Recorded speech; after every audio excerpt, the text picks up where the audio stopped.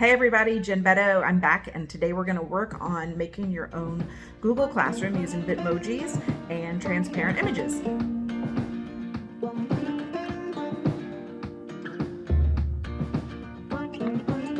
Hi everybody, it's Jennifer Beto. I just wanted to go over a couple of different ways that you can start your own Bitmoji classroom, especially in the virtual world that we're in now. So this is just something I put together with a basic background of a room and a wall, and everything else I added into it to make it mine. Everything on the shelves, the actual shelves, the posters, everything else I added in. So I wanted to show you how to do something like this. Also, anything you see underlined, those are links, and those links go directly to other Google Slide pages that I have. I am creating this in Google Slides. You can do it in PowerPoint as well, but I like the simplicity of Google Slides. I also like being able to publish it in Google Slides and easily update it from anywhere. And then if I just publish it one time and I go make any changes, say that I need to change this whole poster out here or these students' names, I can easily do it one page and I don't have to send out the link again. So it's really easy for a teacher to update. It's also easy for teams to update if you wanted to use one for like a grade level. But overall, so what you're going to do is you're going to start in a new slide. I named mine Bitmoji Classroom, and I deleted the information that was there. The first thing you want to do is go to Insert, Image, and search from the web. I pre-typed this in here. I did wall and floor room background, and you can see there's quite a lot of varieties, and it just kind of depends what you want to do and what you're looking at. Don't be surprised if you change it a few times to make out the exact one that you want. So let's see. So again, I'm going to go Insert, Image, search the web, wall and floor backgrounds. There's quite a few. Some of them look a little scary to use as a classroom. Some of them are pretty basic. This was a pretty easy one, so we'll drag that over here and we'll start with it. Yeah, so I've got walls, I've got a floor. If you are teaching in an actual classroom or in a gym or something like that, use what you have. If you have a picture of your actual classroom, that's awesome. Use that, make that yours, and it's a nice sense of familiarity for your students too. So let's pretend that this is my classroom. I'm going to come up here and let's see. I want to add a desk. So actually I'm going to add a chalkboard. Chalkboard, Chalkboard. And the biggest thing you want to put here is that you want to put transparent. That will give you no background. There are other apps that you can go and remove that background to make it whatever you want, but it's super easy if you just find one that is already done for you, where it's isolated. There you go. See, that's a great one because it's just an easy hanging thing that I could hang on that back wall, but I want kind of a classic green. I know we don't have those, but it'll make my page more interesting than popping up something white. Look, here's one with a desk as well. Let's see what whiteboard or chalkboard would I like to use. You can always build your own too by doing a green screen. So here's a kind of fun one with some other information. That one's kind of interesting. And don't be surprised. Sometimes when you put one in, it's really not as transparent as you hope it would be. So here's a gridded one. Here's just a super simple square board. That would easily work. And because its dimensions are so easy, I could even pull it over to the side and make it bigger if I wanted. And it's not going to distort any. So I can make it take that whole wall. I'm going to make it take a little bit more space just because I want it in there. And all right, so I've started putting my classroom together. I would also like a desk. So let's see what kind of desk options we have that are transparent. I'm going to want to sit or stand in the room. So I'm thinking about Bitmoji placement as well. Let's see, how can I make a desk that's going to work for this? Could even be a table. Could definitely have a podium if you're a teacher that has more of a podium feel in their classroom and doesn't have a desk. So I could also look for a table. I'm not finding the desk that I used the other day, but you can see you can spend as much time as you want looking for pieces parts. But you can see here, this desk, came right from Google Slides. In fact, I added a bottom so I didn't have to have legs that were shown. But it's super easy to find a different desk. You can pick what you want. Let's go. I'm going to go table this time to go for a little bit different feel. All right, so that looks like an end table.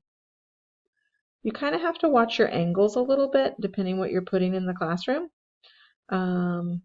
You don't want to have anything that's too obtrusive or it's such a weird angle. So let's see if I put this one in here. I'm going to size that down to make it fit. That's a short table, but we're going to go with it for this assignment. So here I have my room starting to come together. I like having a globe in the room. It's just kind of something fun. You can have it, you can search globe, see there's a good classroom globe, and it should be transparent because I did select transparent. I'm going to drag it over to my screen. I could add bookshelves, I can add anything else I want here.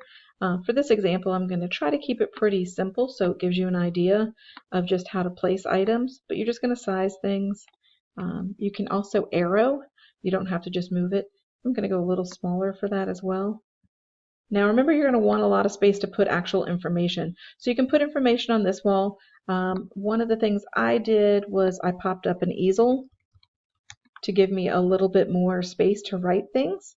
So that is something you can do too, because I know a lot of us do have whiteboards that we use in our classroom. There's a small chalkboard that's kind of fun. Let's use this whiteboard over here.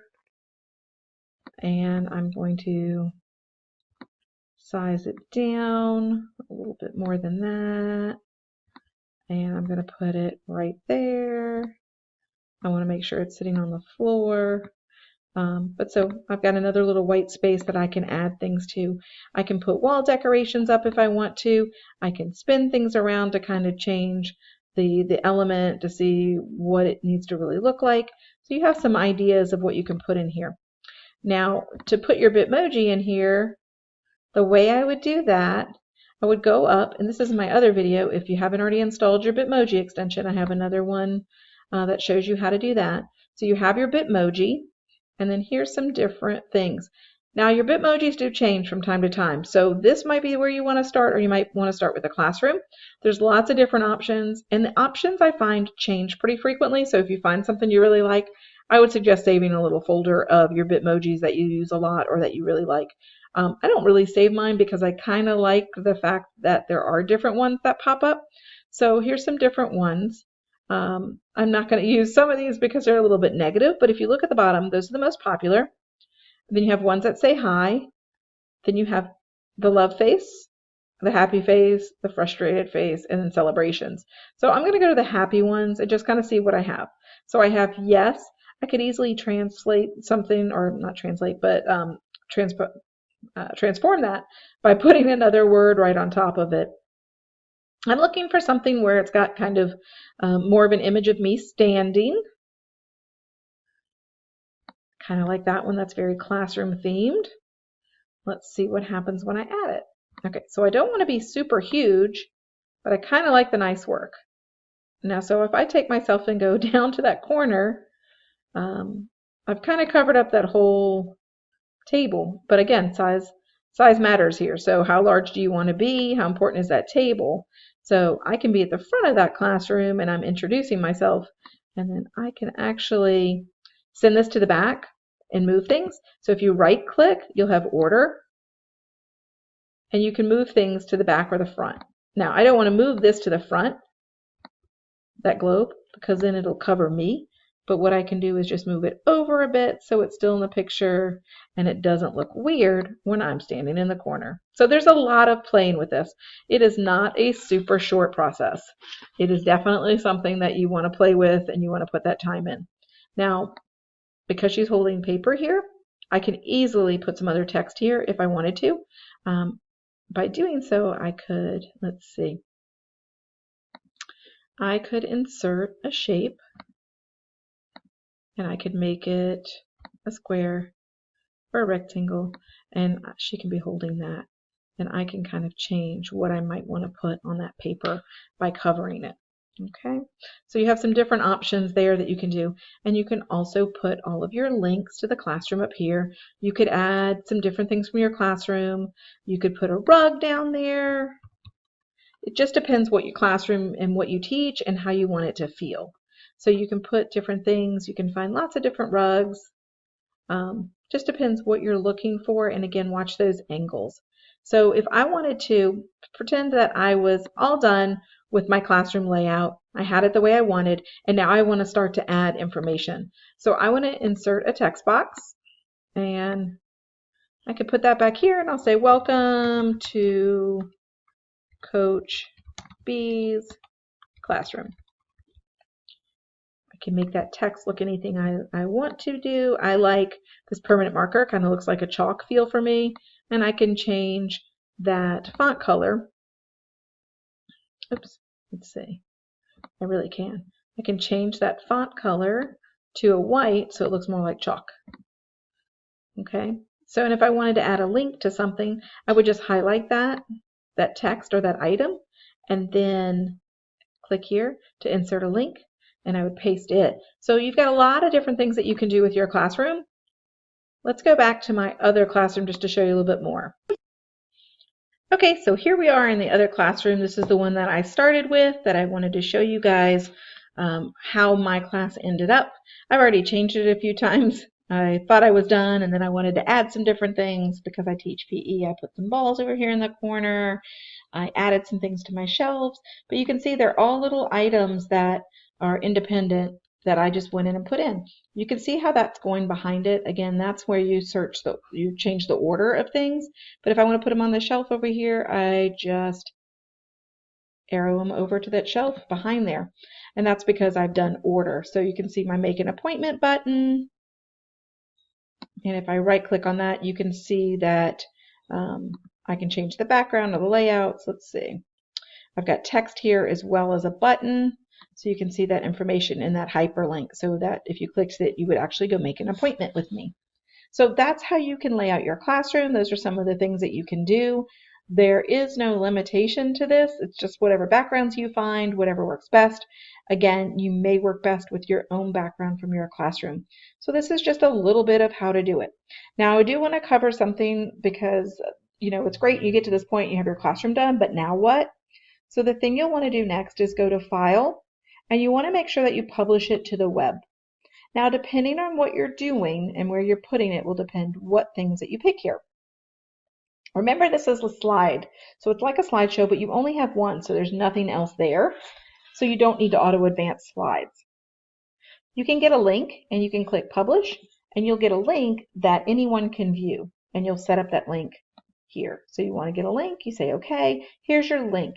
You can share that link to anyone. You can paste it somewhere. You can email it to your students, and it just be a constant place that they can look for your classroom information. You can also embed. This is what I do. I take this embed information, and I don't worry about the slides because I don't have any, so it's only one slide. But I can select the size that I want it. I can do custom size, and I'm just going to paste this code in and put it in I use Canvas, so I'm going to put it in Canvas. I use Florida Virtual. I'm just going to paste it on my announcement page, and then that page is live. Once I post that, I don't have to do anything else. I never have to change it. I can make all my changes by going back to Google Slides, and then those changes are live. Might take a couple of seconds, but I don't have to do anything else. I don't have to republish. I don't have to mess with code. So you have some more information here. You can always stop publishing if you don't want things to change or if you change your mind or anything.